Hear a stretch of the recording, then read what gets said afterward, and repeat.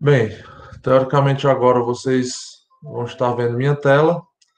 Então vamos aqui revisar o que nós vimos na aula passada, só para pegar o gancho, tá?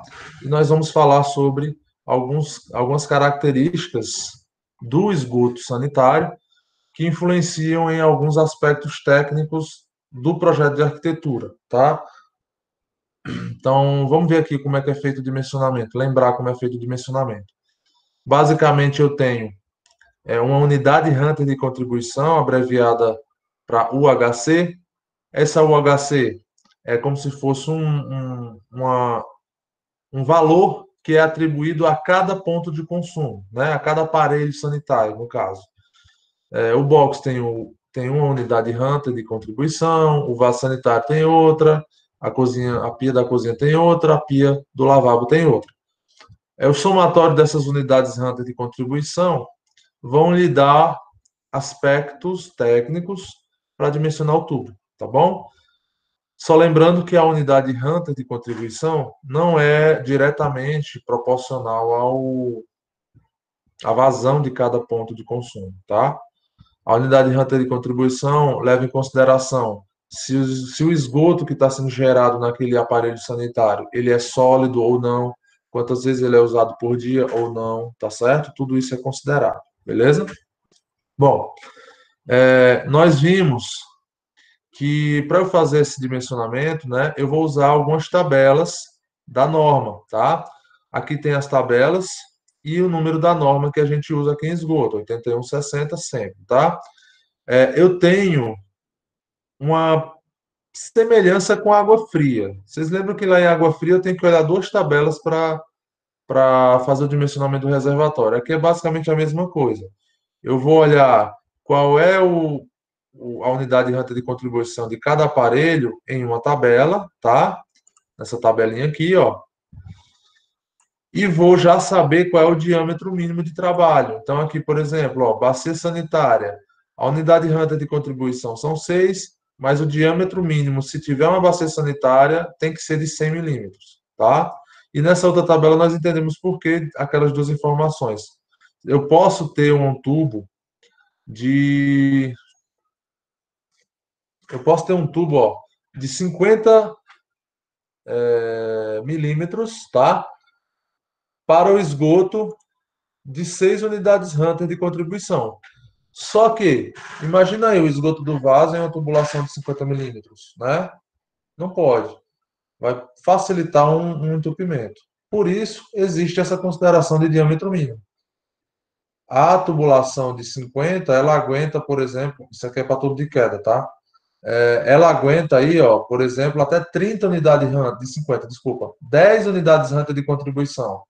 Mas, se esse tubo de queda estiver coletando o esgoto de um vaso sanitário, ele não pode ser de 50, mesmo que a unidade RAM de contribuição seja menor do que o valor que o tubo suporta, tá bom? Eu tenho que já ter um tubo de 100, beleza? Então, esses valores mínimos aqui, geralmente, eles não impactam tanto no dimensionamento, a não ser a bacia sanitária, tá bom?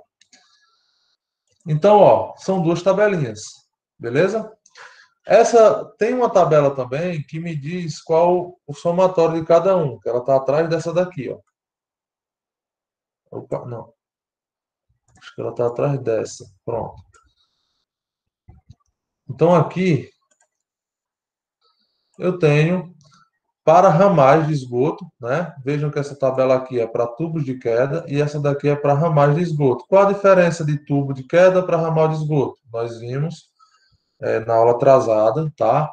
Quando a gente fala de ramal, eu estou falando de tubulações horizontais que estão localizadas ali próximo do ponto de consumo, né? Do aparelho sanitário, no caso.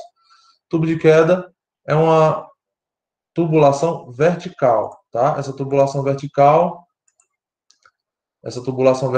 ela tem a função de coletar o esgoto em cada pavimento e levar ele até o térreo, onde ele vai ser encaminhado ou para o sistema séptico do próprio prédio ou da própria casa, ou para um sistema de coleta pública na rua, tá? Se tiver sistema de coleta pública, você tem que destinar o esgoto para lá, tá bom? Você não pode tendo o sistema público de coleta, ainda optar pela fossa sumidouro, não. Porque, lembrando, o sistema de fossa sumidouro, que nós ainda vamos estudar um pouco mais sobre eles, ele é um sistema que não trata com muita eficiência. Ele faz um certo tratamento no local, né, da casa, porém ele não é muito eficiente, tá? Ele ainda contamina o solo ali em volta do sumidouro, tá bom? Beleza. Até aqui tudo bem?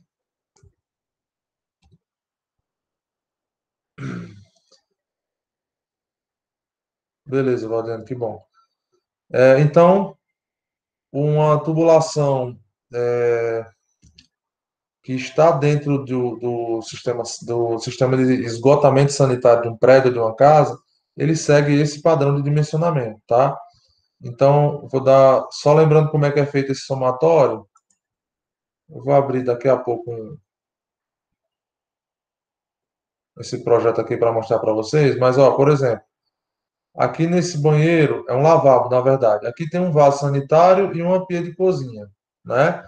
Qual é como é que eu faço o dimensionamento dele? Bem, a primeira coisa que vocês se lembram, o traçado das tubulações, sempre a 45 graus ou a 90 graus, certo? Mas em esgoto é sempre indicado que seja a 45, que são mais fáceis de esgoto passar dentro. Você interliga o vaso sanitário até o local de saída, é a prioridade. Depois você vai conectar a pia a essa tubulação, sempre com ângulos de 45 graus. Depois você vai desconectar o esgoto. Tá aqui, ó, um ralozinho sifonado. Já que aqui é um lavabo, né? Não tem box de banheiro. Mas aqui eu tenho, ó, um ralozinho no chão. Esse ralo é o chamado ralo sifonado. É ele quem evita que os gases aqui dessa tubulação de esgoto, ó, volte para dentro desse lavabo. Tudo bem? Como é que eu faço dimensionamento? Essa tubulação, ela não tem que levar o esgoto nesse sentido, ó, indo em direção à tubulação do vaso sanitário. Então, qual é o único, aqui neste caso, o único ponto de consumo que ele está coletando o esgoto? É o lavabo, né? É uma pia do lavabo. Aqui nós temos, ó, lavatório de residência. A unidade Hunter de contribuição é 1. Qual é o diâmetro mínimo? 40. Se eu for ver. Opa, não é aqui não. Se eu for ver aqui nessa tubulação, ó, uma unidade Hunter de contribuição ainda nem chega perto de passar do limite do tubo de 40. Então, qual é o diâmetro que eu vou usar? 40 milímetros, tá? Então, o dimensionamento basicamente é isso. É você fazer o somatório lá e vir aqui nas tabelas, tá bom? Então, ó, até aqui eu tenho a possibilidade de usar uma tubulação de 40. Em alguns ralos, né, na grande maioria hoje em dia, na verdade, eu até estou mudando isso já nos meus projetos. Essa saída do ralo sifonado aqui, ó, ela já é de 50, então essa tubulação aqui seria de 50, tá bom? Essa tubulação aqui, um vaso sanitário, ele aguenta até 6 unidades Hunter. Desculpa, ele gera 6 unidades Hunter de esgoto. E a tubulação, essa tubulação de 100, ela aguenta muito mais do que 6, né? Se eu somar 6 com 1, vai dar os 7. Então, ó, o diâmetro poderia ser de quanto? Né? 7. O diâmetro poderia ser de 75 milímetros. Porém, eu tenho um vaso.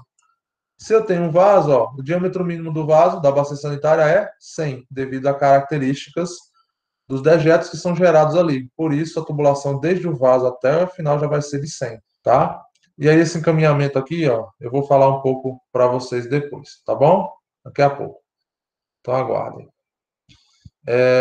Beleza? Então, essa parte aqui de dimensionamento a gente vai praticar, mas é bem simples, pessoal, muito simples, tá bom? É só ir acumulando as unidades Hunter de contribuição nos banheiros, tá?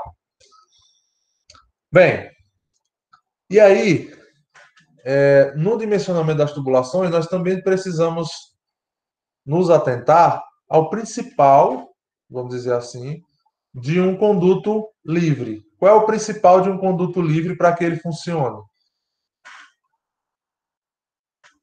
Declividade, tá bom? Se o tubo não estiver inclinado, ele não vai escoar os fluidos e os dejetos que estão dentro da tubulação de esgoto, tá bom? Então, eu preciso me preocupar fortemente com as características de declividade, tá bom? E aí eu falei isso na aula passada, mas eu quero que vocês reforcem isso, né? Entendam isso mais uma vez.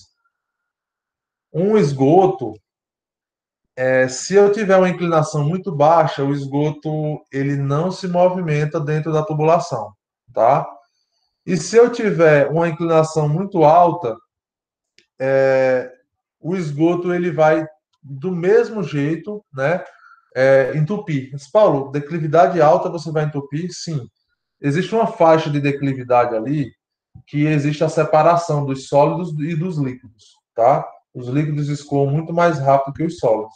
Mas em um dejeto de vaso sanitário, nós queremos que essas duas características de esgoto, né, a parte sólida e a parte líquida, eles andem juntos. Por quê? Porque a parte líquida meio que lubrifica as paredes do tubo para permitir o escoamento mais fácil ali das partes sólidas. Então, existe uma inclinação, se ela for um pouco exagerada, a água escorre mais rápido e os sólidos vão ficando. E se esse sólido chegar a secar dentro da tubulação, ela vai ficar dura e começar a obstruir a tubulação, podendo provocar futuramente um entupimento, tá bom? Então eu nem posso ter uma inclinação mais alta, né, intermediária, na verdade. É óbvio que se eu tiver vertical, é quase impossível entupir, porém existe ali uma faixa, né, acima dos 4, 5% de inclinação, que eu vou ter a separação do líquido e do sólido e vai causar um entupimento, tá bom? Então, ó, no dimensionamento das tubulações, né, no caso aqui do coletor predial, é muito importante a declividade, tá? Não só do coletor predial, mas também dos ramais que estão lá no banheiro, que estão lá na cozinha, tá? E etc. Então, ó, o sistema de esgotamento sanitário predial funciona por gravidade. Por este motivo, deve-se especificar no projeto as declividades mínimas das tubulações, tá bom? E máximas também. Mas, geralmente, a gente dá a declividade mínima porque é muito difícil você chegar à declividade máxima, tá bom? Então, olha, o que é declividade? É o tubo ter um local de montante e um local de jusante com diferença de nível, tá? Sempre para onde está escoando o esgoto, tá? Só lembrando para vocês, eu falei isso só uma vez em sala de aula. Essa partezinha aqui, ó, que, que está, vamos dizer assim, na entrada da água, no trecho de tubulação que eu estou olhando, né? Se eu estou olhando esse trecho de tubulação aqui, a água ela entra aqui, o esgoto, a água entra por aqui e sai por aqui, correto? Então, onde a água entra é chamada de jusante. Onde a água sai, ou o esgoto sai, é chamada de. Desculpa, confundi. Onde a água entra é a montante, certo? E onde a água sai é a jusante. Eu decorei isso, eu aprendi isso lá na faculdade. Assim, montante é onde a água se. É bem esdrúxulo isso, mas me ajudou bastante. Até hoje eu lembro e nunca me confundo, né? Quando eu falo montante, eu me lembro. Então, montante é onde a água se amontoa para descer, tá? É tipo um toboágua. Onde é a montante de um toboágua? É lá em cima onde as pessoas se amontoam para descer. E assim eu aprendi sempre que montante é na parte onde a água entra e jusante é onde a água sai. Montante é onde a pessoa se amontoa, ó, amontoar, montante, lembra um pouco. Onde a pessoa se amontoa para descer no toboágua e jusante é lá no final, quando ela chega na descida, tá bom? Se você aprende um, você sabe automaticamente o que é o outro. Então, eu decorei o que era montante, né? Fiz uma associaçãozinha esdrúxula, mas que me ajudou. E jusante é o outro, né? No caso, a outra extremidade do tubo, tá bom? Bom, então a diferença de nível entre montante e jusante nunca pode ser zerada, né? A diferença nunca pode ser zero e nunca pode ser negativa, né? Considerando que você está pegando a montante e subtraindo a jusante, tá? Ou seja, a água, se quer, você quer que a água ande da esquerda para a direita, aqui nesse exemplo, você tem que colocar a montante, que é aqui à esquerda, mais alta do que a jusante, que é desse outro lado aqui, tudo bem? E aí, declividade é igual que vocês viram lá na parte de telhados, né? Eu não sei que disciplina é que vocês veem isso, a parte de telhado, não sei se é dentro do IPA ou se é em técnica de representação, não sei o que é. Você tem que calcular essa declividade, né? Esse cálculo de declividade, ela é feita por uma razão entre a diferença de nível que você tem entre dois pontos, né? Entre duas extremidades, e o comprimento em planta, né? No caso, aqui eu tenho a diferença de nível, é a variação, esse símbolo aí delta, né? De variação vertical, e o comprimento em planta é o delta variação horizontal, tá? Então, você faz uma relação simples entre uma e outra e você tem ali a indicação de declividade, tá bom? A indicação de declividade ela pode ser em porcentagem, tá? Ou em razão, tá? Em razão é mais difícil de você ver em projetos. Geralmente você usa em declividades. Mas o que é uma razão, Paulo? Por exemplo, se você colocar 1/100, significa 1%. A razão é o quê? É 1 dividido por 100, 1%, entendeu? Então a razão é você colocar o símbolozinho 1/100, ou então 2/100, tá? Mas é um pouco estranho aqui na nossa cultura, né? Em outros projetos fora, que às vezes eu dou uma pesquisada, como é que são representados os projetos do mundo afora. Tem muito projeto aí, por exemplo, nos Estados Unidos, que eles não usam, a unidade de medida deles não é metro, nem centímetros, né? São polegadas. É, a indicação de declividade nem sempre é em porcentagem, eles usam muito essa proporção de razão, tá? Então, por exemplo, uma rampa é 15/100, ele está dizendo que é 15% de inclinação, tá? Uma rampa de carro, por exemplo. Então, na nossa cultura é em porcentagem, tá? Mas você pode usar também sem multiplicar por 100 aqui, ó, sem fazer essa divisão, né? E sem multiplicar por 100. Você simplesmente coloca aqui 1 para alguma coisa, tá bom? Então, esse aqui é o cálculo, tá? Então, vamos lá. Uma declividade de 2%, que é bem comum nos projetos sanitários, ela significa que a cada 100 metros, eu vou descer 100 metros em planta, né? 100 metros em comprimento em planta, eu vou ter uma descida, uma razão de descida de 2 metros, tudo bem? Então, a cada 100 metros que eu ando, eu desço 2, perdão. Beleza? Então, essa aqui é um resumozinho do cálculo de declividade. Então, vamos voltar aqui agora no. Vocês com certeza já viram isso aqui falando de telhados e rampas, né? Em PA. Deixa só eu. Opa, volta aqui. Volta. Vamos só abrir aqui esse projeto. A gente já começa a ver aqui a interpretação do projeto, tá bom? Então, aqui tem uma residência. Primeira coisa, isso é muito importante para arquiteto. Prestem atenção. Deixa eu ver como é que está a participação hoje. Já tem 13 pessoas. Pronto, 3 abençoados. Olha, preste atenção nessa planta. Aqui eu estou na planta baixa, certo? Eu sei, pessoal, que isso nem sempre é possível, tá? Mas olhem essa planta baixa aqui. A qualidade desse projeto de arquitetura foi imenso, tá? E é da arquiteta Lilibet Siebra, tá bom? Quando é para elogiar, a gente pode citar, né?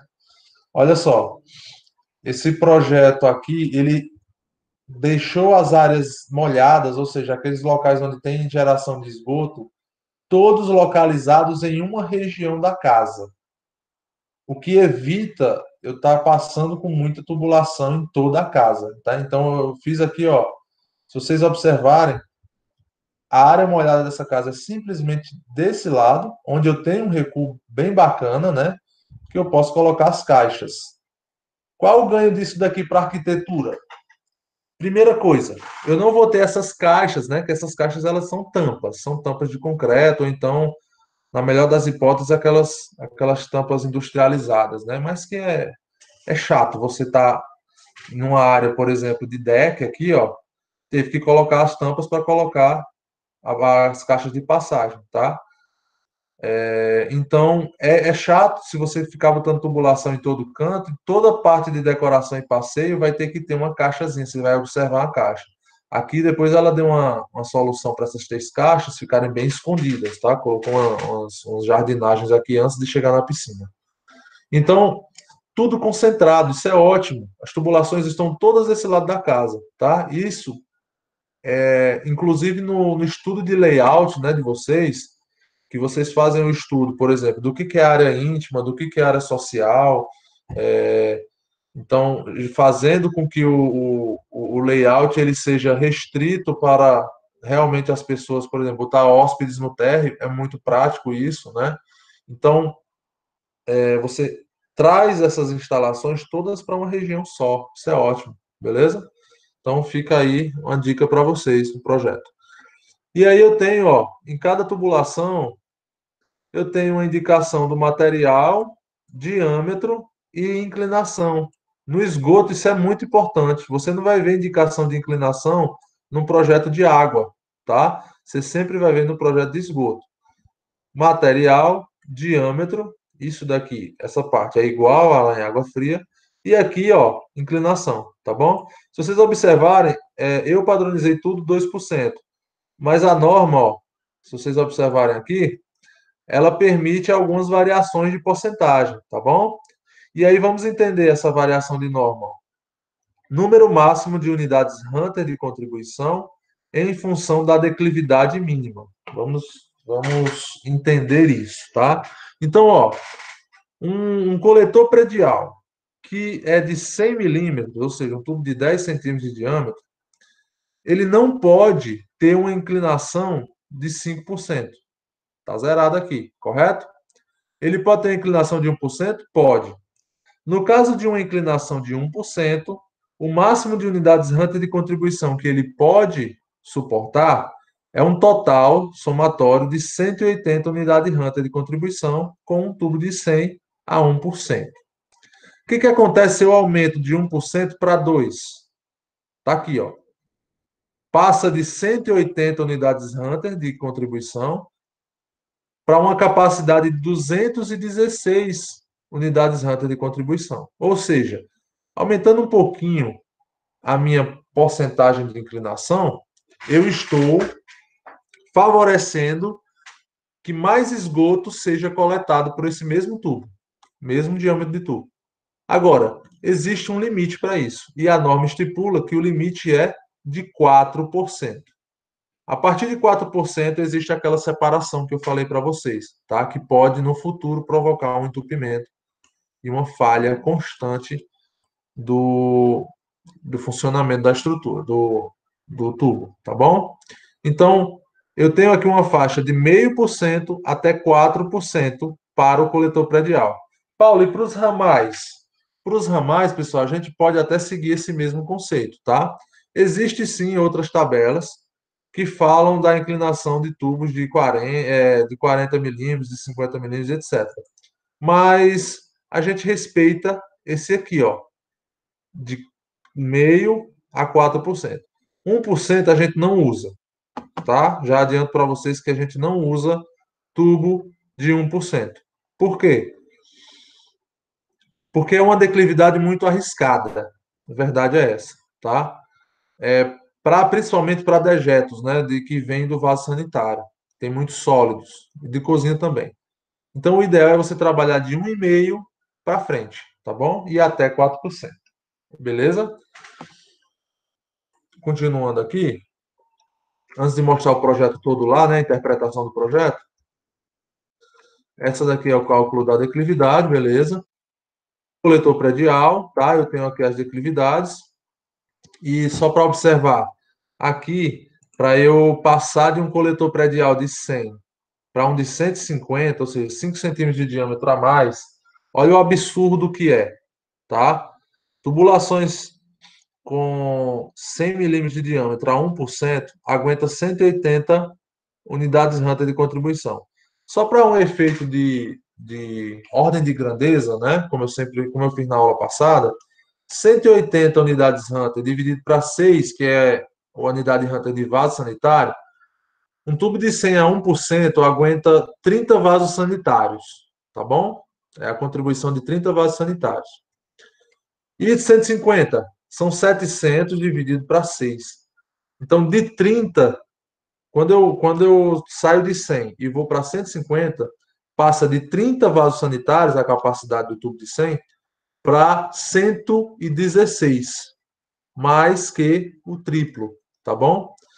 Então vejam que realmente uma unidade Hunter de 150 é uma contribuição de veras extraordinária. Então, geralmente é para condomínio. Uma residência, um prédio, a gente tenta evitar isso daqui. Ah, Paulo, e se o meu prédio tiver 20 andares, 4 apartamentos por andar e tudo mais, a gente vai optar, gente, sempre por colocar 2 tubos desse aqui, ao invés de colocar um tubo desse aqui, tá? Porque ele, um tubo de 150 é 5 centímetros maior no diâmetro, e isso pode parecer pouco inicialmente, mas ele causa muito transtorno, principalmente na saída, lá no coletor predial, tá? Todo o resto da tubulação vai ter que ser de 150. Além de caro, ela aprofunda mais ainda os elementos do sistema séptico, né? Do tanque séptico, da fossa e do sumidouro. Tá bom? Então, vamos dizer assim, não é uma coisa que está em norma isso, mas na prática a gente tenta evitar, num prédio, passar de 100 para 150. E como é que faz para absorver mais, Paulo, do que 180, por exemplo? No subcoletor predial, eu posso usar 2 tubos, um do lado do outro, andando entre as caixas de esgoto, tá bom? É só fazer a geometria interna da caixa bem fluida para que ela oriente o esgoto a sempre entrar nos tubos e não ficar entupido, tá? Na entrada de 2 tubos. Então é isso. Beleza? E nos ramais, como é que eu faço esse dimensionamento? Sistema de ventilação, por exemplo, como é que eu faço esse dimensionamento? Também é pela unidade Hunter de contribuição, tá, gente? Para que serve a ventilação? Lembrando, eu não sei por que aqui algumas pessoas, quando vão tentar entrar, precisa pedir minha permissão. Aí às vezes eu não olho aqui e fica a pessoa esperando um tempão. Mas vamos lá. Quando eu falei sobre, É sobre. porque eu acho que está entrando pelo e-mail da faculdade. Pode ser. Pode ser isso mesmo. Então, por que é que quando eu tô fazendo o dimensionamento da ventilação, eu também uso a unidade Hunter? Porque quando eu tenho um tubo, só um momento.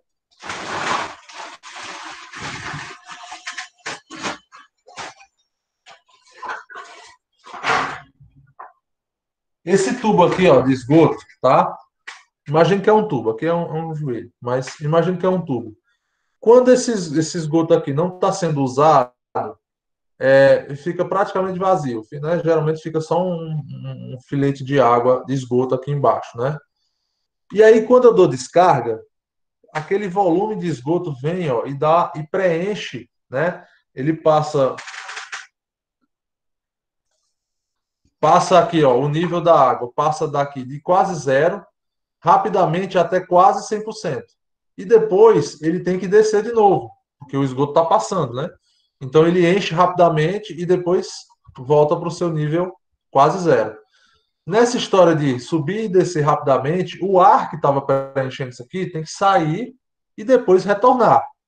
Se ele não sair e depois retornar, o ar, né? Se eu não tiver essa facilidade, o esgoto vai sentir dificuldade de passar. E forçando a passagem, né, ele vai empurrar o ar para o lugar mais fácil que tiver.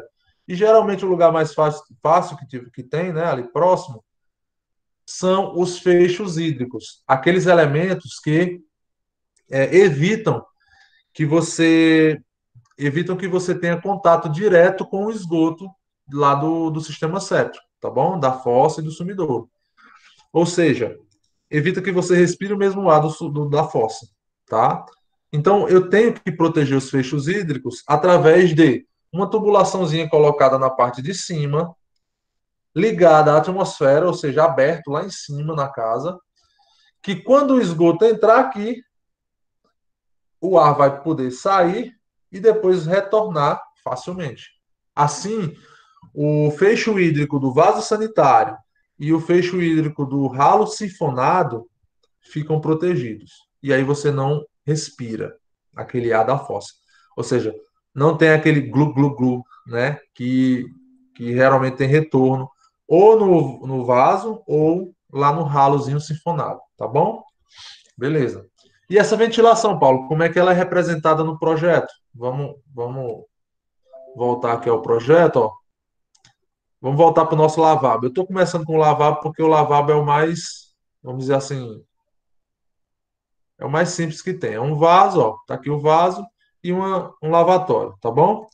Muito bem.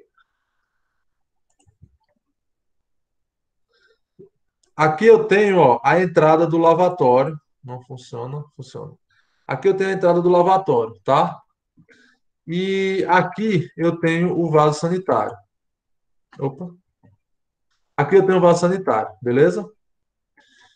Então, nesses pontos aqui, ó, nesse vaso sanitário e nessa pia aqui, eu tenho a coleta do esgoto, é onde o esgoto entra na tubulação. O esgoto do vaso sanitário ele é muito poluído. Então, logo que ele entra no vaso, né, logo que você dá a descarga, ele já passa por um sifão do próprio vaso e desconecta. Aqui no lavatório, eu preciso levar ele até uma caixa sifonada, para que essa caixa sifonada separe o esgoto que é primário, ou seja, aquele esgoto que emana gases muito fortes e que estão em contato com a fossa, do esgoto secundário, que é isso aqui, ó. O esgoto secundário desse lavatório aqui, desse lavabo, é simplesmente esse trechinho aqui, ó, que sobe na parede e que passa aqui no piso.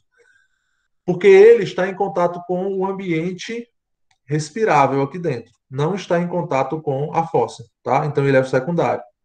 Então aqui, ó, a água desse lavatório entra na tubulação, vai até o ralo e aqui ele sofre a desconexão, que é positiva para a gente. Muito bem. Aí vocês estão vendo aqui, ó, a tubulação com o eixo azul é a tubulação de esgoto. A tubulação com o eixo vermelho, aqui, ó, eu não sei se vocês estão vendo essa conexãozinha. Deixa eu ver se eu tenho aqui, tá? Um outro ponto para mostrar para vocês. Tem, ó. É mais ou menos isso aqui que acontece. Eles são de diâmetros diferentes, mas dá para entender, tá? Então aqui, ó. Imaginem que aqui está passando o esgoto, né, que vem da caixa sifonada e vai para a fossa, né? Vai encontrar o esgoto do vaso e vai para a fossa, tá bom? Então eu tenho uma conexão, pode ser um T, uma junção, tanto faz. Essa tubulação, a conexão tem que estar sempre voltada para cima, pode até estar um pouco inclinada para facilitar, mas ela tem que estar em cima, porque se ela estiver embaixo, o esgoto quando estiver passando aqui, ó, ele vai entrar na ventilação e entupir a ventilação, não tem lógica. E ainda mais vai ficar esgoto aqui acumulado. Então tem que ser sempre assim, ó, voltado para cima. E aí eu faço, venho e coloco uma tubulação aqui, ó, em cima, tá? Que ela vai para a coluna de ventilação. Então o ar, quando eu tiver aqui esgoto, na hora de subir o esgoto aqui, ó, na descarga, o ar sai pela ventilação e depois ele retorna quando o esgoto for embora, tá bom? Isso demanda ó, alguns centímetros, concorda? Não só isso daqui, mas também o do vaso sanitário, que é de 10 centímetros. E isso está abaixo da laje. Vou tentar mostrar para vocês. É mais ou menos assim, ó. Isso aqui, vamos dizer que seja a laje, tá bom? Vamos dizer que é uma laje maciça. O vaso sanitário está aqui em cima, certo? Existe uma tubulação aqui em cima do vaso, ó, desculpa, da laje. Esse buraco, esse tubo vai furar a laje, na verdade. Ou furar, ou geralmente a gente deixa já pronto, já na hora da concretagem. E aqui em cima você vai conectar o vaso sanitário, tá? E embaixo, ó, você tem uma curva. A partir daqui, todo esgoto tem que descer com uma declividade. Então, isso vai fazendo com que abaixo da laje eu vá ocupando alguns espaços. Além disso, eu tenho esse tipo de conexão, por exemplo, da ventilação, ó, que eu preciso ter a tubulação embaixo, fazer essa curvatura em cima e ainda estar abaixo da laje. Como é que eu escondo essas tubulações? Aqui embaixo tem o forro, tá bom? Eu tenho um rebaixo do forro, então, sendo ocupado por essas tubulações. Tudo bem? Então, assim, tem alguns arquitetos que optam em alguns projetos específicos, por exemplo, eu quero usar uma estrutura aparente. Eu quero ver o fundo da laje, tá? A minha ambientação passa por utilizar, por exemplo, uma laje nervurada, bem acabada e para ficar aparente. Não pode, para ter esse conceito, para ter esse conceito, eu não posso ter nenhum tipo de tubulação na parede. Vocês concordam? Então eu não posso ter banheiro, não posso ter cozinha, eu não posso ter lavatório em cima desse local, tá? E ainda tem que ter outros cuidados. Eu tenho que ter outros cuidados, por exemplo, dreno de ar-condicionado, né? Uma tubulaçãozinha pequena, mas dreno de ar-condicionado também não posso passar ali naquele ambiente. Então tem que ser tudo muito bem pensado para você usar a estrutura aparente. Entenderam? Beleza. Então, o rebaixo do forro é muito importante, é um elemento arquitetônico muito importante no que diz respeito à hidráulica, tá bom? Então, voltando aqui, ó, essa aqui é a tubulação, é a conexão da tubulação de ventilação. Para onde é que vão essas tubulações, pessoal? Olha só, esse pavimento aqui, ele é o pavimento térreo, ok? Se ele é o pavimento térreo, eu preciso descer essa tubulação em algum tubo de queda? Digam não. Não, né? Por quê? Porque eu já estou no nível da caixa de esgoto. Então é só levar esse tubo para fora da casa. Eu precisei aqui fazer uma tubulação, uma curva de 90 graus. Olha como eu fiz a curva de 90 graus. Aqui eu tenho vertical, né? Um alinhamento vertical nessa planta. E aqui um alinhamento horizontal. O que foi que eu fiz aqui, ó? Uma curva de 45 e logo depois outra curva de 45, tá bom? Isso daqui é a maneira correta de fazer. Existem curvas de 90, sim, mas a gente tem que tentar evitar ela ao máximo, porque ela freia um pouco mais a água. Ah, Paulo, vai gastar mais conexões aqui, mas nunca vai entupir. Nunca, nunca vai entupir isso aqui, tá bom? Só uma observação, ó, esse projeto aqui a gente conversou com a arquiteta, ela redimensionou aqui esses banheiros. Os banheiros, na verdade, já eram bem, muito confortáveis, né? A gente só afastou um pouco para diminuir o box e colocar um shaft aqui, ó. Então não tinha no projeto e a gente conversou com a arquiteta para colocar, ó, prever shaft. Opa. Prever shaft, tá? Que não tinha no projeto arquitetônico. A gente fez um desenho aqui, ó, diferenciado da planta padrão para que fosse feito em obra, né? Na obra. E aí esse shaft é usado não só para a hidráulica, mas também para elétrica, sanitária e tudo mais. E aqui eu tenho, ó, a indicação dos tubos de queda que estão vindo lá de cima. Tubo de queda 2, tubo de queda 3, coluna de ventilação 6, está subindo aqui, tá certo? Então essa daqui é a indicação de que o tubo, ó, está subindo, tá bom? Então, como sempre, a ventilação ela vai de baixo para cima. E esse tubo de queda 3, por exemplo, já está trazendo esgoto lá do pavimento de cima, tá certo? Ou seja, o esgoto vem de cima para baixo e a ventilação vai de baixo para cima, tá bom? O conceito é sempre esse. E aí a tubulação, ó, de esgoto, ela vai para a caixa de esgoto do lado de fora, tá bom? Aqui do lado de fora, nos recuos da casa. Então, o recuo de uma casa, pessoal, que você vê lá no plano diretor, né, que é a exigência que existam ali os recuos mínimos, né, frontal, lateral e de fundos, ele não serve apenas para conforto, ventilação ou taxa de ocupação do solo, não. Ela serve também, e é uma função muito, muito interessante, para alocar as tubulações das instalações, sejam elas hidráulicas, sanitárias ou elétricas, tá bom? Drenagem também. Então, coloca do lado de fora nos recuos, tá?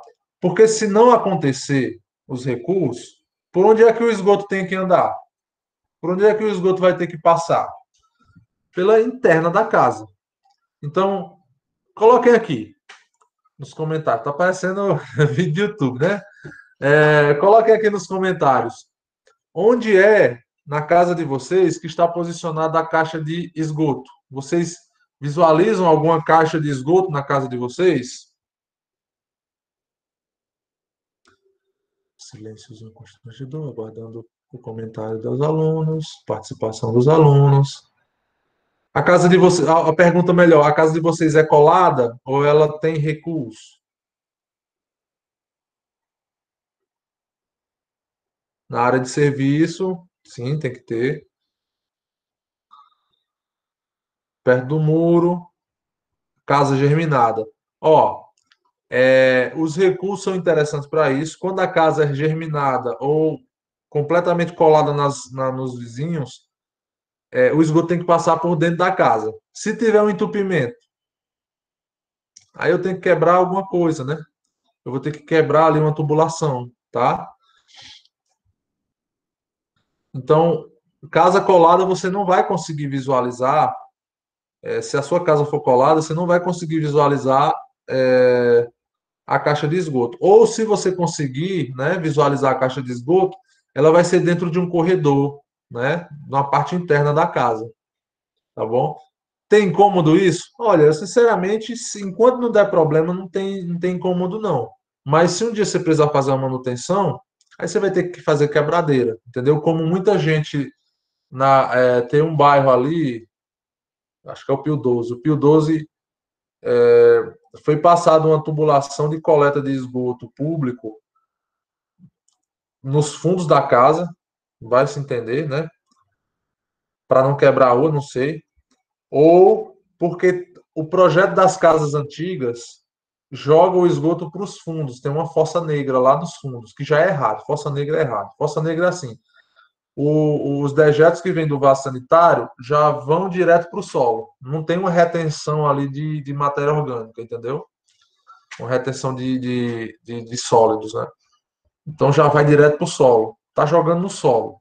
É a mesma coisa de você pegar o esgoto e jogar no solo que você está, vamos dizer assim, vivendo ali. Aquele solo está completamente poluído, tá? Se um vizinho do lado plantar uma árvore lá e for comer os frutos, pronto, esses frutos estão sendo alimentados pela matéria orgânica do esgoto que está infiltrado ali no solo do seu vizinho, tá? Então, é chato, você está contaminando o solo que não é só seu, tá bom? Porque ele se espalha. E aí lá no Pio 12 eles colocaram uma tubulação nos fundos para que as pessoas não precisassem quebrar todo o piso da casa para mudar a declividade. A frente da casa é aqui. E eles estavam mandando a declividade para os fundos, que é onde a maioria das casas antigas tem as fossas. Aí se eu colocar um coletor público na frente, né, na rua, o que é que eu ia ter que fazer? Quebrar todas as casas para mudar a inclinação da tubulação de esgoto para frente, para o esgoto ir para frente, ao invés de ir para os fundos, entendeu? E isso, imagina aí, pegar um bairro inteiro, um monte de gente, dizer para eles, ó, vocês têm que quebrar agora o esgoto daqui e jogar acolá. Acharam melhor fazer uma obra no quintal da casa do povo, para vocês verem. Isso é em uma rua, pelo menos, tá? Que eu conheço isso. Então, assim, é uma questão que, se você tiver manutenção, vai prejudicar um pouco, né? É uma obra chata. Mexer com esgoto, quebrando todo o piso da casa, tá bom? Então, o recuo é muito interessante. Respeitam os recuos, não só devido ao plano diretor, mas também para alocar aqui todas as tubulações e caixas de inspeção do esgoto, tá bom? Do mesmo jeito aqui, ó, vejam que nesse caso desse banheiro aqui, ó, ele é um banheiro bem confortável, que tem um vaso sanitário, tem um chuveiro, e aí a geometria já mudou um pouco. Eu tenho uma coluna de ventilação aqui, ó, e até esse nível sobe aqui na parede. Eu tenho aqui o vaso sanitário, que a tubulação é encaminhada rapidamente para uma caixa de esgoto, tá? Tem um tubo de queda aqui vindo de cima, daqui a pouco eu mostro o layout de cima, tá? E tem aqui esse outro vaso sanitário também está sendo conectado nessa caixa de esgoto, tá bom? Então, olha só, essa ventilação aqui está protegendo os feixes hídricos que estão nesse banheiro. Essa tubulação de ventilação aqui está protegendo todo o fecho hídrico, os dois fechos hídricos que estão aqui nesse banheiro. Então, eu não poderia ventilar com essa coluna aqui, não, Paulo? Poderia. Só que você teria que aumentar o diâmetro do tubo inteiro, tá? Porque aqui já está um pouco distante, ó, já tem aqui uns 3 metros de distância, tá bom? Então, o ideal é que fique bem próximo mesmo, tá bom? E aí, ó, eu vou seguindo o encaminhamento. Aqui não está visível, mas é uma setinha para indicar para onde é que ela tem que ir. Duas caixas de esgoto, porque eu tenho aqui coluna, tubo de queda e alguns pontos de consumo para colocar nessa caixa. Eu não posso fazer uma ligação direta, ou pelo menos tenho que evitar uma ligação direta no tubo, tá bom? Então, ó, precisei de colocar aqui essa caixa de esgoto. Eu precisei receber aqui o esgoto desses pontos, eu tenho que colocar uma caixa. 4 meses depois, precisei mais uma vez de uma outra caixa para poder colocar essa tubulação desses banheiros aqui dentro dessa caixa, tá? E quando chega bem aqui, ó, eu precisei dessa caixa de esgoto para quê? Primeiro, para mudar a direção, porque o esgoto aqui ele desce e vai para esse lado, que é onde está o sistema séptico. E também para receber o esgoto desse lavabo aqui, ó, da área do deck, certo? Então, para receber esse esgoto e para encaminhar o esgoto mudando de direção. E essas duas caixas, Paulo, por que é que elas estão aqui? Porque esse trecho, pessoal, é muito grande. Eu tenho que favorecer manutenções para evitar o entupimento dessa tubulação, tá? Então, eu tenho aqui, ó, a cada 10 ou 12 metros, eu tenho o posicionamento de uma caixa de esgoto, beleza? E aqui, ó, está o sistema séptico dessa casa. Eu tenho aqui o TS1, que é o tanque séptico 1. A casa tem muitos banheiros, o tanque séptico ficou até um pouco grande. Tem um detalhamento no projeto aqui desse tanque séptico, tá? Aqui não tem medida nenhuma, que aqui é só para layout. Filtro anaeróbico, daqui a pouco eu vou falar um pouco sobre o filtro, tá? É uma complicação, filtro aqui no Cariri. Tem que ser usado, pelas normas você tem que usar o filtro, mas os órgãos financiadores, né, a Caixa Econômica Federal, questiona muito o uso do filtro. Dizem que dá muita manutenção e as pessoas encaram essa manutenção de filtro como uma falha. E aí a Caixa teve que tomar a providência de pedir para retirar os filtros dos projetos em que ela financia. Né? A parte da engenharia da Caixa sempre questiona quando a gente manda um projeto com filtro anaeróbico. E aqui esses dois, ó, são os sumidouros, tá? Paulo, sempre precisa de 2 sumidouros? Não, nem sempre, tá, gente? Depois eu converso um pouco mais sobre isso aqui com vocês, quando eu estiver falando sobre sumidouros. Então, esse é o layout da parte térrea. Vamos abrir aqui agora a parte superior.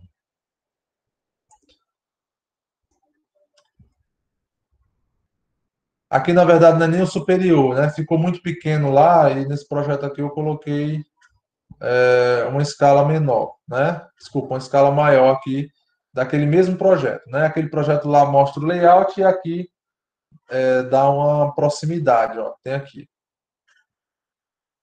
Então aqui tem o layout geral, ó, e aqui a indicação de onde eu estou detalhando. Estou detalhando essa região aqui do projeto, tá bom?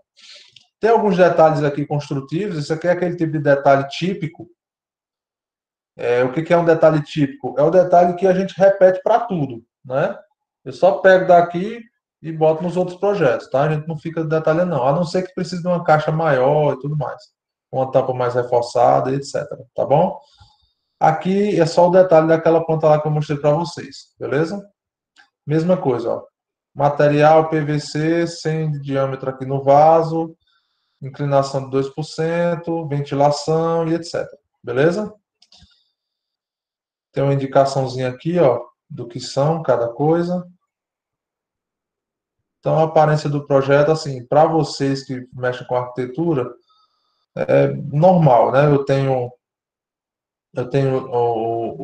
produto do projeto aqui, algumas indicações que são fáceis de interpretar, né? É só realmente o material, diâmetro, inclinação, o nome das colunas verticais e tubulação e os encaminhamentos, tá? Vamos para a prancha 3. Eu acho que a 3 é onde está o superior. Espera aí, cadê a 3? Está aqui. Está aqui a 3. A 3, na verdade, é o detalhamento, alguns outros detalhes, tá? Ó, detalhando aqui melhor. Aqui aparece a setinha. É só realmente o carro do zoom. Então, aquela mesma configuração, só detalhe mesmo, ó, detalhe de cada ponto, tá? Banheiro, lavabo, cozinha, tudo mais. Mais detalhes típicos de ligação das tubulações de esgoto, né? Se for na parede, se for embaixo, por aqui. E aqui o detalhamento dos elementos, ó. O tanque séptico, basicamente é uma caixa e tem uma geometria interna diferente, né? Que permite a decantação aqui. Eu vou explicar isso bem direitinho. Que permite a decantação dos solos aqui embaixo. Então, só passa líquido para o filtro anaeróbio, tá bom? Aqui é o sumidouro, a planta baixa do sumidouro. O sumidouro tem a função de deixar a água percolar, então ele é todo furadinho, tá? Geralmente a gente faz com tijolo, com os furos voltados de dentro para fora e um forro de brita aqui na lateral, tá? E aqui é o polêmico filtro anaeróbio, tá bom? Esse filtro anaeróbio é polêmico porque, com o tempo, pessoal, a função do filtro é filtrar. Mas, com o tempo, o que acontece com o filtro? Eu não sei se vocês já tiveram contato com aquele filtro de barro. O filtro de barro, geralmente você vê no sítio, né? O pessoal mais antigo ainda gosta de usar ele. A água parece que fica mais gostosa. Dentro dele você tem uns filtrozinhos, né? Dentro do filtro tem dois filtros que são, vamos dizer assim, por onde a água vai passar, ele tem uma porosidade bem pequena para não deixar nada de sujeira passar. A água fica filtrada mesmo, tá? Vixe, Maria, deu uma nostalgia aqui agora, pessoal, da minha mãe mandando eu encher o filtro. Grande, grande, grande. Tirava a água do poço, colocava a água no filtro com daquele negocinho de aguar jardim.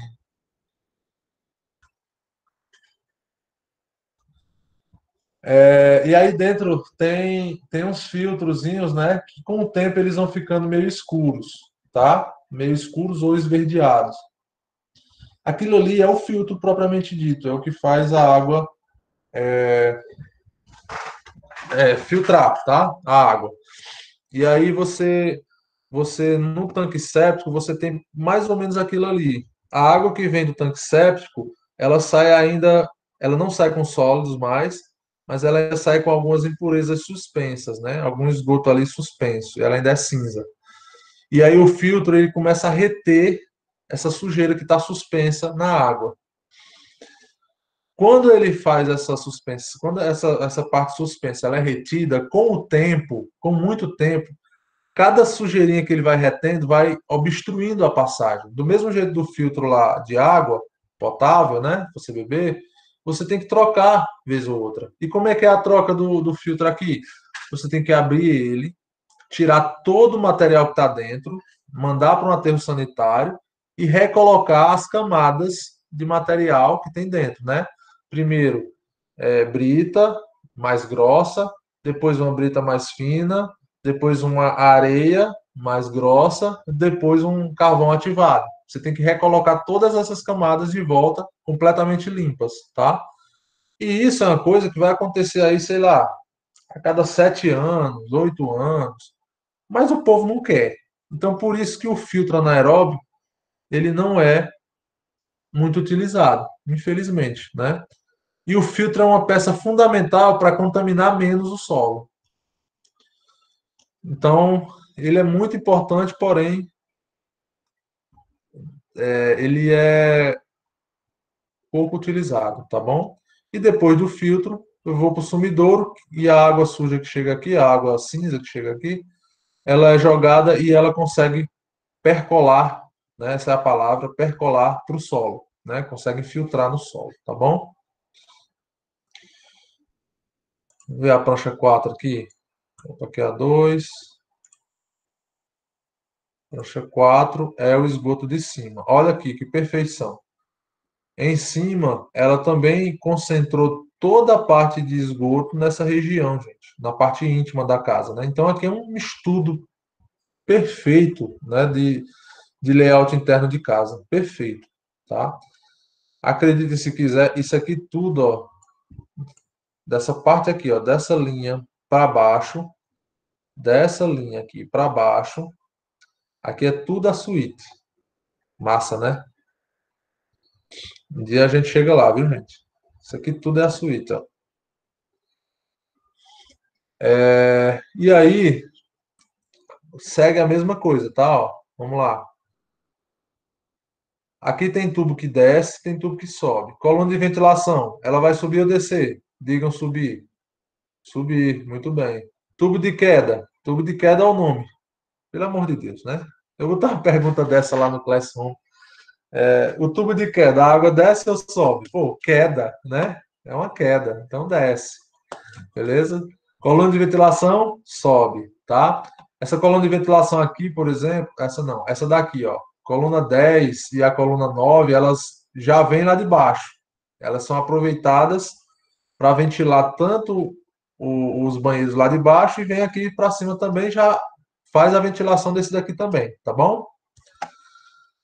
Tá aqui, ó, os dois banheiros são espelhados, então dentro do shaft aqui, ó, eu tenho os tubos de queda 2 e 3, como a gente viu lá embaixo, e a coluna de ventilação 6, que também vem lá de baixo também, né? Ela vem de baixo, já ventila alguma coisa lá embaixo, ventila aqui esse banheiro, e lá em cima vai estar em contato com o ar, tá bom? O que é essa tubulação grandona aqui, que eu não lembro? Tubo de queda 19. O que é esse tubo de queda 19? Ah, tá. Lembrei. Esse esgoto aqui, pessoal, ele é um pouco diferenciado, porque se vocês notarem aqui, ó, o ralo dos chuveiros, a água dos chuveiros, a água das pias, dos banheiros, elas são coletadas e encaminhadas por uma tubulação específica, tá? Específica, e não vai para os tubos de queda, essas aqui de cima, certo? Por quê? Porque elas estão indo para o tubo de queda 19, que é esse daqui, que desce nesse shaftzinho aqui, ó. Tubo de queda 19. Por que que ele é tão específico assim? Ele é de 100 também, né? Que ele acumula. Ele vai para o sistema de reuso, né? Esse cliente aqui, ele quis um sistema de reuso para aguar o jardim, que o jardim é grande, dessa casa aqui é gigantesco, tá? Aguar o jardim da casa. Então, os banheiros de cima, eles trazem a água do box e do, dos lavatórios, né, das pias, para esse sistema de reuso aqui, que é um sistema de reuso industrializado, já vem pronto. E aí aqui tem até uma cisternazinha, nessa partezinha aqui, nesse recuo aqui, tem uma cisternazinha com uma bomba, que essa água que sai do sistema de reuso não pode ser usada na casa, né, que é, apesar do sistema de reuso ser um tipo de filtro também, um tipo de limpeza, mas ainda é uma água usada, né, pouco cheiro, mas ainda é uma água usada. E ele tem uma bombazinha que ele agua o jardim, aqui atrás, aqui na frente e aqui perto da piscina, certo? Então ele quis aí reaproveitar essa água. Show de bola. Sempre proponho isso, tá bom? Tinha até esquecido disso. Esse projeto já faz mais de 2 anos e ainda me surpreende o projeto dessa casa. Cadê? Onde é que a gente estava? Estava aqui. Então por isso que essa tubulação aqui é grande e específica, tá bom?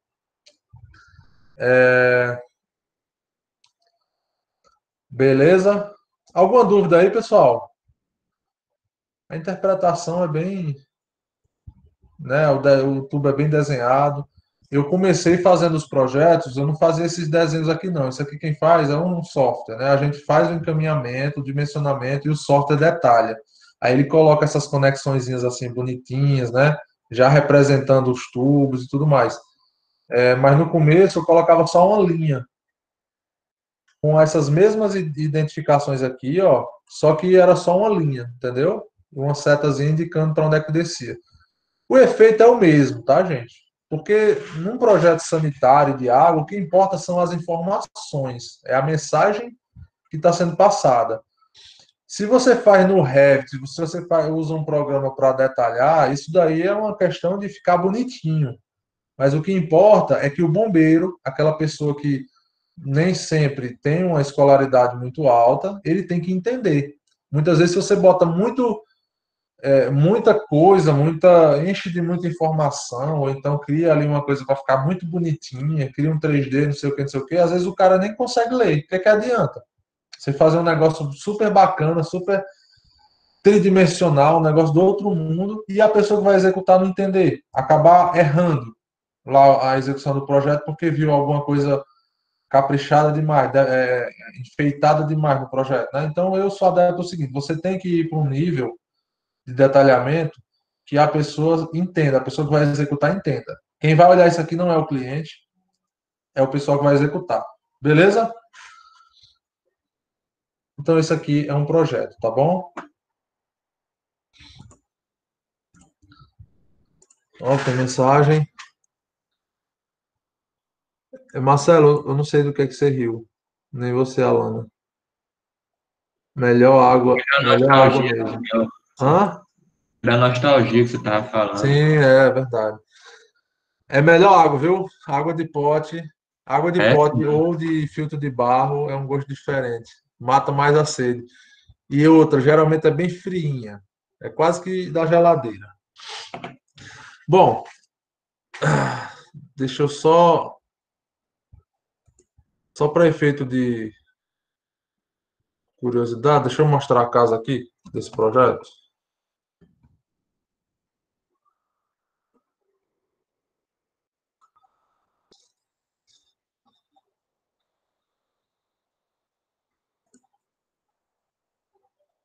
Essa aqui é a casa, gente. Projeto estrutural também da gente. Foi eu que fiz esse projeto estrutural. Deu um trabalho da molesta, mas o resultado foi esse, ó. Ó, pra você ter ideia, pessoal, para fazer o projeto estrutural, esse deck com esses balanços aqui deram mais trabalho do que a casa toda. Eu passei, entreguei o projeto da casa e fiquei ainda uns 2 meses dando solução para isso aqui, porque o cliente não queria proteção e aí eu tive que dar um jeito para fazer ainda com concreto armado. Próximo semestre em Sistemas 1 a gente conversa muito sobre esse negócio de estrutura, tá? Mas essa aqui é a casa, ó, desse projeto aí, tá? Olha o tamanho desse negócio aqui, são 4 metros de balanço. E o vão aqui de quase 15 metros. Esse vão aqui é o maior. Esse vão aqui ele tem 17 metros e não foi usado proteção porque o cliente não quis. Geralmente quando eu vou fazer, essa aqui é a casa, ó. Não é render, viu? Quer dizer, eu acho que esse aqui é, mas a casa tá pronta já. Aqui, ó. Essa aqui é a casa. Não, não é render não, viu, gente? Não é render não. Isso aqui é real mesmo. Aqui é o carro dele lá, ó. Pronto. Isso é tudo real. Deu um trabalho da moléstia, mas ficou linda, né? Pronto, então, ó. Olha só. Isso aqui é importante que vocês entendam. Na parte hidráulica, né? Ela queria um vão muito grande, limpo aqui embaixo, certo? E aí ela é bem aberta para conversar. E isso foi muito importante para chegar nesse resultado aqui. A gente teve muita conversa, muito apoio entre um e outro. Ela foi desenvolvendo o projeto, eu já desenvolvendo estrutura e hidráulica juntos, tá? E algumas coisas foram mudadas. Por exemplo, a posição de um banheiro que tinha bem aqui, a gente mudou mais para o outro lado. Por quê? Porque aqui embaixo eu ia precisar aumentar o tamanho dos elementos aqui para botar um shaft para descer essa tubulação. Eu não podia atravessar a casa inteira com tubulação de 100, né? Eu até posso atravessar a casa inteira com tubulação de 50, mas de 100, né? Complicado. Então a gente conversou muito sobre isso.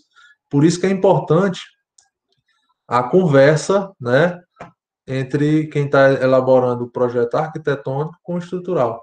Aí aqui, ó, tem umas caixas de passagem que ficaram nessa grama. Então tem uma camada de grama em cima das caixas de esgoto.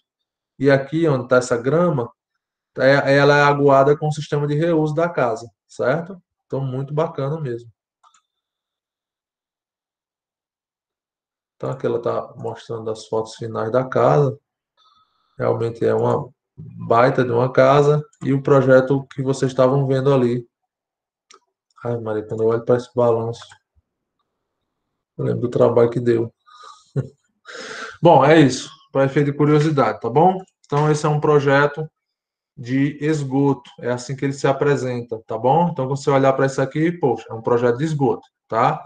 Você vê as tubulações representadas, você vê coluna de ventilação, embaixo tem dizendo qual é o diâmetro, isso é parecido com o de água, né? Tubo de queda, que mais? Coluna de ventilação também, e por aí vai, tá bom? E aqui é o encaminhamento que vai até o sistema séptico, tá? Se tivesse esgoto passando aqui na rua, esse esgoto ele teria que ir para aqui, para frente, tá bom? Só lembrando disso. Então, os ramais também são dimensionados através da unidade Hunter de contribuição, beleza? Esses ramais de ventilação, eles seguem esse padrão aqui, ó. Tabela 8 lá da norma, dimensionamento dos ramais de ventilação. Como é que são feitos esses dimensionamentos? Unidade Hunter de contribuição. Se uma ventilação vai ventilar um tubo que tem até 12 unidades Hunter de contribuição acumulada, você pode usar um diâmetro de 40 para ventilação. A partir de 12 e até 18, você tem que usar de 50. De 19 a 36, você já tem que usar uma ventilação de 75. Aqui, ó, grupos de aparelhos com bacia sanitária, aí já é diferente. Se eu tenho bacia sanitária, até 17 unidades Hunter, eu tenho que usar tubo de 50. Isso daqui se aplica onde, pessoal? Banheiro de shopping, por exemplo, que eu tenho um monte de vaso sanitário um atrás do outro, tá? Então, se até 17 vasos, eu posso usar 50 para ventilar. Só tem que posicionar essa ventilação bem que no meio, né? Bem no meio das tubulações. De 18 a 60, 75, tá bom? E é isso. 60 unidades de contribuição para vaso sanitário dá 10 vasos, né? 10 vasos você já tem que usar 75, beleza? E a coluna, pessoal? A coluna de ventilação, aqui eu estou falando de ramais, ou seja, horizontais, e aqui eu estou falando de colunas, tá? Como as colunas de ventilação têm a função de atender todos os ramais de ventilação ao longo de todo o pavimento, seu dimensionamento leva em consideração não só o somatório das unidades Hunter de contribuição, mas também o comprimento da tubulação a fim de facilitar o movimento do ar dentro do tubo até a atmosfera, até a parte externa. É tipo assim, pessoal. Cadê vocês? Aqui. É tipo assim, pessoal. Você. Vamos dizer que você tem um lavabo só, tá? Um lavabo, um vaso sanitário mais uma pia. Somatório de unidades Hunter, que a gente viu agora há pouco. São 6 unidades Hunter no vaso e uma unidade Hunter na pia. 7 unidades Hunter. Agora pega aí essas 7 unidades Hunter de contribuição e vamos dizer que por algum motivo eu tenho 10 metros de altura do prédio. É um galpão, por exemplo, é o banheiro de um galpão. Então, 10 metros de altura. E aí essa ventilação ela tem que sair desse lavabo, subir e ir até a cobertura desse galpão, certo? Até a cobertura desse galpão. O que acontece? A extensão de onde o tubo está sendo ventilado até o final da coluna de ventilação lá em cima é muito alto, muito grande. Então, mesmo que as unidades Hunter de contribuição sejam poucas, a coluna de ventilação ela precisa ser um pouco maior por causa da distância. Tá dando para entender? Por causa da distância que ela tem que percorrer até soltar o ar lá na atmosfera, certo? Ou para o ar voltar da atmosfera para dentro do tubo, tá? Por isso, eu tenho que dimensionar ramais e colunas de ventilação. Tem tabelas diferentes, tá? Porque eu até posso ter pouca unidade Hunter, mas se a extensão do tubo for muito grande, aí eu preciso aumentar, tá bom?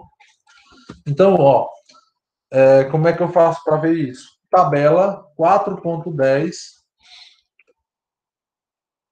Agora, como é que eu clico aqui?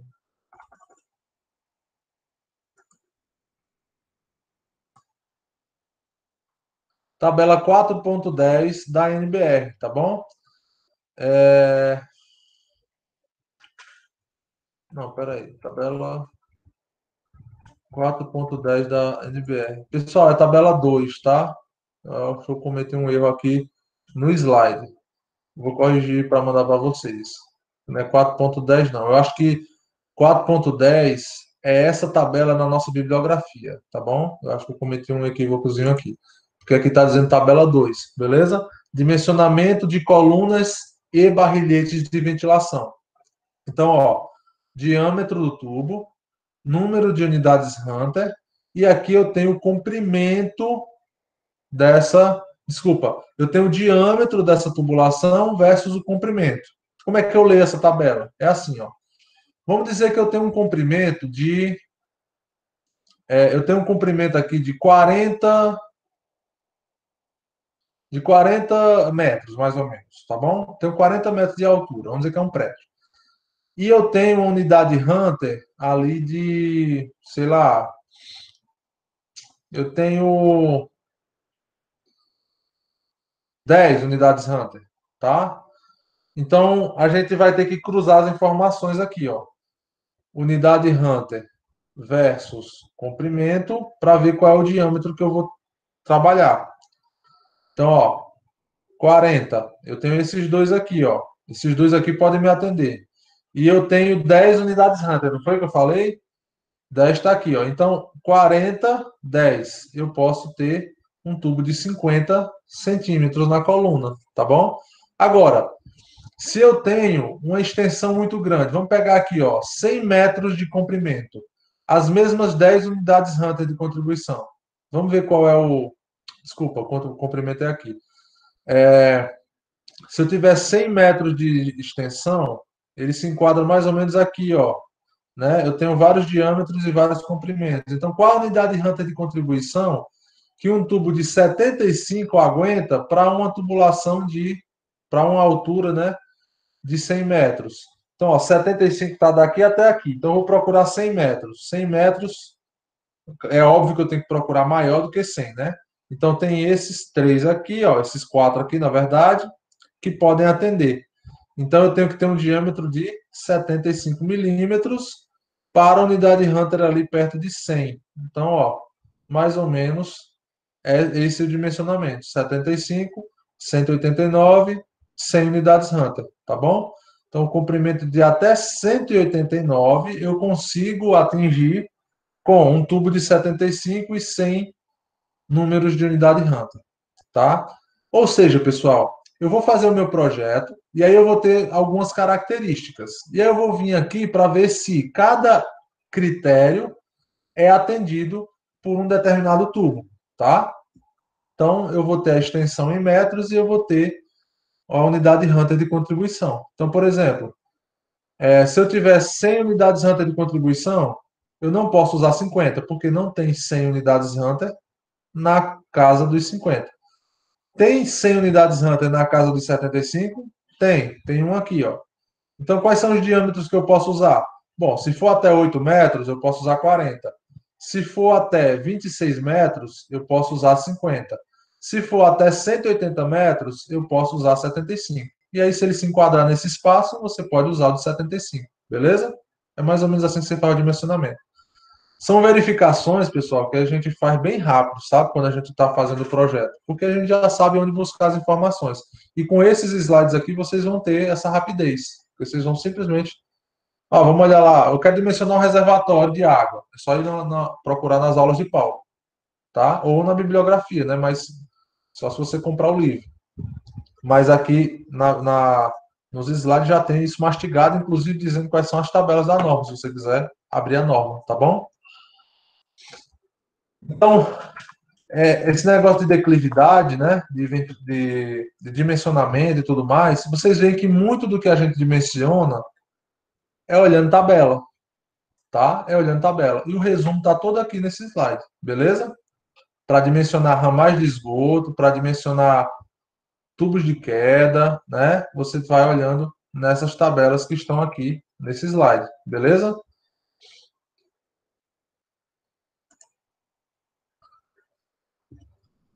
Até agora alguma dúvida?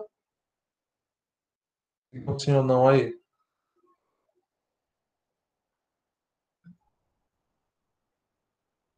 Bora, gente. Diga um sim ou não aí. Tá tranquilo? Beleza. Show. Eu vou mostrar agora uma influência dessa questão de condutos livres em um aspecto técnico do projeto de arquitetura, tá? Vou separar agora como é aquele ditado? É o joio do trigo, é isso? Vou separar o joio do trigo, tá? Esse simples aspecto no projeto arquitetônico já diz muito sobre o quão profissional você é, tá? Tendo em vista que você tem que fazer um projeto arquitetônico que possa ser executado, significa que quanto mais próximo o projeto do resultado final, mais qualidade o projeto tinha, tá? Tem projetos que você respeita os espaços, você vai fazer aquele projeto, só que para fazer aquele projeto funcionar, você vai colocar uma parede falsa, faz um shaft, porque não tinha no projeto, tem que elevar o nível da casa e tudo mais, tá? Então, aí eu vou ficando, o projeto arquitetônico vai ficando diferente do projeto final, do resultado final. Por quê? Porque se o resultado final ficasse igual a esse projeto, eu não teria como colocar tubulações, como descer o esgoto, como drenar a água da chuva, várias coisas, tá bom? Então você tem que prever esses espaços. Muito bem.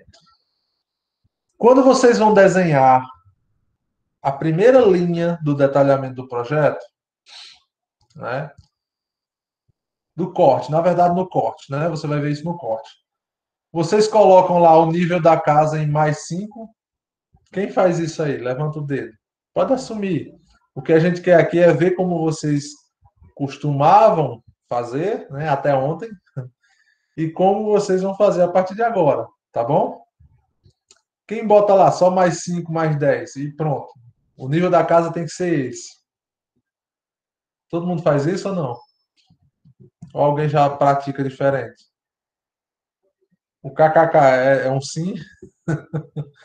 É como se fosse um sim aí? Pronto. Então, pessoal, o nível da casa, ele não deve ser simplesmente atribuído, assim como o rebaixo do forro, né? Isso, o rebaixo do forro eu já falei para vocês, não é simplesmente jogar 40, não. Do mesmo jeito que o nível do térreo da casa não é só você botar +10 ou +5, tá? Por quê? Para pensar comigo. Uma casa com +5 de altura, ela eu não posso ter nenhum alagamento do lado de fora da casa. Ó, 5 centímetros é isso, ó. Daqui para cá, né? Eu não posso ter nenhum alagamento do lado de fora da casa.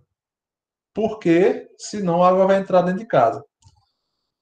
Só que, se eu tenho só 5 centímetros de altura da casa, né, com relação ao nível do meio-fio, do nível zero, o que vai acontecer com a drenagem do terreno, do lote? Ela não vai caber, gente.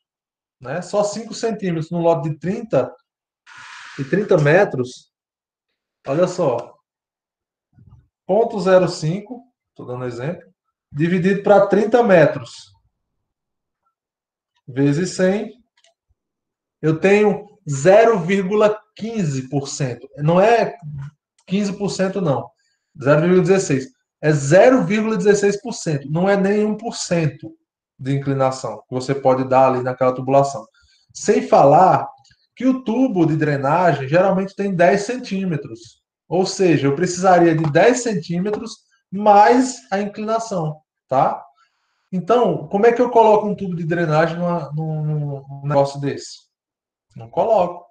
E aí vai facilitar um alagamento dentro do terreno, porque o terreno é todo plano. E a casa já tem um nível baixo, ou seja, uma coisa está piorando a situação e levando a outra coisa que vai agravar mais ainda a situação, certo? Então, como é que eu tenho que fazer o dimensionamento? De qual a altura mínima que eu tenho que considerar na minha casa, tá? Olha só, tubulação de drenagem, eu vou falar mais na frente sobre ela, mas ela segue um padrãozinho do esgoto, que é inclinações de 0,5% até 4%, tudo bem? Só que eu tenho uma coisa melhor, uma coisa positiva na tubulação de drenagem de água da chuva, tá? De drenagem do lote. Porque só corre água, basicamente. Um pouco de areia, mas só corre água. Então, se só corre água, o que é que acontece com os fluidos dentro desse tubo? Eles escorrem mais fácil. Eu não preciso me preocupar com sólidos lá dentro. Então, a inclinação, ela não precisa ser muito alta, tá? Então, geralmente, drenagem de água da chuva, né? Eu utilizo ali uma inclinação de 0,5% a 1,5%, bem baixinha, tá bom? Então, vamos aqui, ó, observar como é que eu faço o dimensionamento. Esse dimensionamento de lote, tá? Então, imagine aqui, ó. Peraí. Imagine aqui que eu tenho uma rua, tá? Tem um coletor público aqui, que eu vou falar daqui a pouco sobre esse coletor público. Um passeio de 2 metros, o muro do lote onde você vai construir sua casa, 30 metros de fundo, e eu tenho outro muro aqui, tá bom? Nível 0, vamos considerar que o nível 0 seria meio fio. Aí, olha só. Primeiro, pensando no coletor público, né, no esgoto, o coletor público geralmente ele está a mais de 1 metro de profundidade da rua. Então, se eu pegar, por exemplo, o meu esgoto, nós vimos agora há pouco lá no projeto, o meu esgoto geralmente é de 2%, correto? Pronto. Se eu pegar aqui, ó, qual é a distância em planta? 30 mais 2 metros para chegar até o coletor, certo? Então, se eu tiver uma caixa de inspeção aqui no fundo desse lote, se eu tiver uma caixa de inspeção aqui no fundo do lote, ou seja, um banheiro que tem aqui no fundo do lote, para ele descer 32 metros com uma inclinação de 2%, ele precisa de 64 centímetros, tá bom? Ou seja, o leito do tubo ele tem que descer do fundo do terreno até o coletor público 64 centímetros. O tubo, ele, lá, o coletor público, geralmente ele está a mais de 1 metro.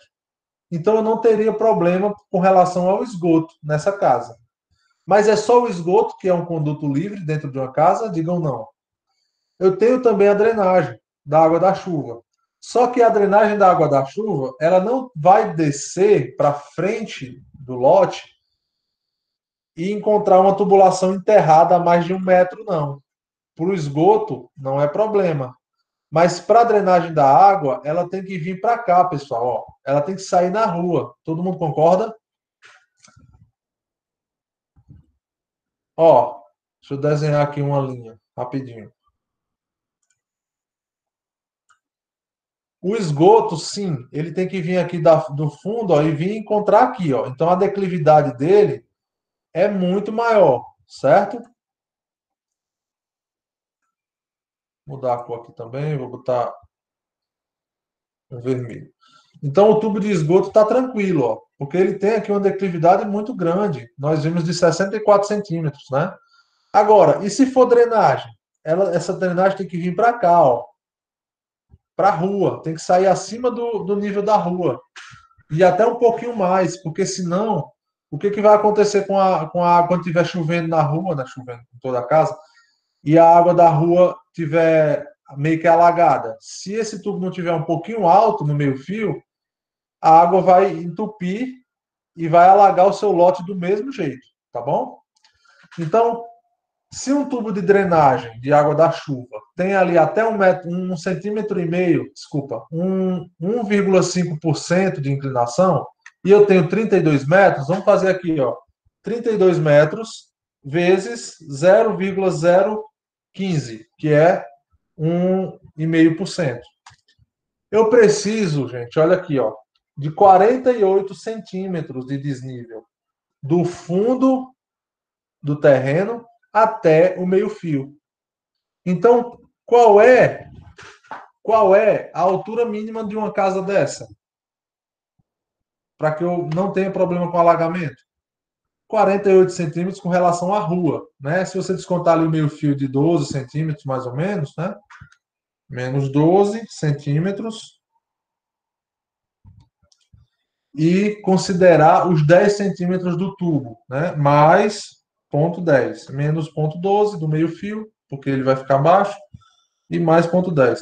46 centímetros, tá? 46 centímetros são 16 centímetros a mais do que uma régua dessa. Ah, Paulo, é muito. É não. O recuo da casa, estipulado na maioria dos zoneamentos aqui do plano diretor da cidade, eles solicitam 5 metros de recuo do muro, não é da calçada, do muro para casa, certo? Se você pegar 46 centímetros, ponto 46, dividido para 5 metros, é uma rampa de 1%, vezes 100, é uma rampa de 9%. É uma rampa de 9%. A rampa para cadeirante é 8%, né? Então não é uma rampa muito grande, não. E mesmo que fosse, hoje em dia, pessoal, rampas altas, elas estão. Como é que estão as rampas altas hoje em dia? Sendo utilizadas a favor da arquitetura. Você usa aqueles degraus suspensos, né? Que tem a iluminação em LED em cada degrau na entrada da casa, beleza? Mas 10% é muito pouco. É muito pouco, tá bom? Então, tenham em vista que você não pode simplesmente deixar, eu vou usar aqui mais 5 centímetros no meu piso do térreo. Não, você tem que fazer um breve cálculo, tá bom? Então, aqui é um cálculo bruto, tá? Uma coisa rápida, só para você ter, ó, você tem que levar a casa uns 40 centímetros, tá bom? Deu para entender essa parte aqui, pessoal? A gente pratica depois mais um pouco, tá? Mas deu para entender tudo isso que a gente conversou hoje e essa parte de influência de um detalhe técnico arquitetônico que vem da hidráulica, que vocês têm que dimensionar, não é simplesmente colocar lá mais 5. Deu para entender? Pronto. Show de bola. Se tiverem dúvidas, bota no grupo ou fala comigo no WhatsApp, tá bom? Fiquem à vontade aí para tirar essas dúvidas. Essa aula amanhã está no YouTube, tá? Sim, eu coloquei lá no grupo. Se vocês olharem aí, eu acho que foi a penúltima imagem que eu coloquei lá no grupo. Cadê hidráulica, hidráulica, hidráulica? Tá aqui, vixe, mas já tem um monte de imagem de. Oh, já tem um monte de mensagem dos atendimentos aqui.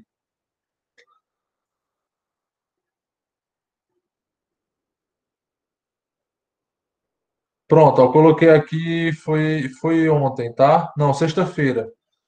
Se vocês olharem lá no grupo, pessoal, tem uma foto de como é que é o atendimento e tem o telefone da Edna, né? E da Rosinha, que estão atendendo no NAI, Núcleo de Apoio ao Estudante. Pessoal, é um local muito, muito adequado para a gente que está estudando, né, e tudo mais. Eles até apoiam a gente também, os professores também. Para qualquer dificuldade que você esteja passando, eles ouvem a gente muito bem, eles dão uma mensagem bacana. Quem não conhece a Edna é a melhor pessoa do mundo, tá? Eu tenho certeza que muita gente que está assistindo a aula aqui já recebeu um abraço dela, e não é qualquer abraço, não é um abraço, tá? É uma pessoa maravilhosa e que pediu para a gente divulgar que o NAI está atendendo, tá bom? Como se fosse atendimento de PA, né? Tá ouvindo vocês. Exatamente, Pamela, ela é maravilhosa. E o NAI está disponível para ajudar a gente, tá bom? Quando eu digo a gente é porque eu mesmo converso muito com elas. Não é negócio de psicólogo, não. É um apoio, tá? Você diz lá a dificuldade que você está sentindo, que você está passando. Alguns alunos que vieram falar comigo de dificuldades que estão passando nesse momento, eu pedi para falar com a Edna e a Edna ajuda bastante, tá bom? Então, assim, se você estiver passando por alguma coisa, alguma dificuldade, quer jogar isso para fora, isso é importante, né? E se sente constrangido com alguém, com alguma pessoa, está precisando de alguém para conversar, pô, melhor pessoa para conversar é a Edna, né? Você não tem como sair de uma conversa com a Edna ou com Rosinha triste, não, tá bom? Então, usem o NAI, tá certo? É só agendar com elas, tem um telefone lá na imagem, falem com elas que elas vão apoiar a gente da melhor maneira possível. Beleza, pessoal? E assim, ó, tudo é sigiloso com elas, tá? A única coisa que elas dão feedback pra gente é assim: ó, Paulo, aluna tal, da disciplina tal, está, ou aluno, né, está com um problema, uma dificuldade, aconteceu isso semana passada, está com dificuldade técnica, com problema de internet, como algumas pessoas já vieram atrás de mim para resolver isso, a gente já está se adaptando também, tá? E a gente precisa que você dê uma atenção melhor para ela com relação às dúvidas, porque ela assistir às aulas só do YouTube quando ela consegue internet, gera mais dúvidas. Aí eu fui conversar com a aluna, olha, assista às aulas, se você tiver alguma dúvida, anota ela na hora que você assistir, aí você vai ter ali a lista de 5, 10 dúvidas e vem falar comigo. Entendeu? Eu estou fazendo isso com muita gente. E eu quero que vocês façam isso também. Então, eles dão feedback. Eles não abrem assim, a pessoa está passando por isso, por isso, por isso. Não. Eles simplesmente dão feedback com relação para o professor, com relação à disciplina, tá bom? São maravilhosos. Então, por favor, se vocês precisarem, usem o NAI, tá bom? Que é muito interessante. Beleza, pessoal? Dá o joinha, compartilha, se inscreve no canal e até a próxima aula, tá bom? Um abraço, gente. Tchau, tchau. Fiquem firmes aí.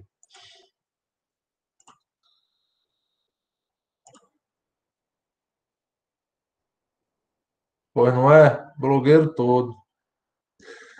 Eu vou, eu vou, eu vou até ver como são essas políticas do YouTube aí, porque apesar de eu estar botando muita aula, né, as visualizações estão poucas. Então, os senhores e as senhoritas ou senhoras não estão assistindo às aulas, né? É bom para revisar, para rever e melhorar o aprendizado. Beleza, pessoal? Então assistam. Eu estou lá acompanhando quem foi que viu, quem foi que não viu, tá certo? Então, por favor, usem mais essas ferramentas que a gente está deixando para vocês, tá? Um abraço para vocês e boa noite, gente. Tchau, tchau.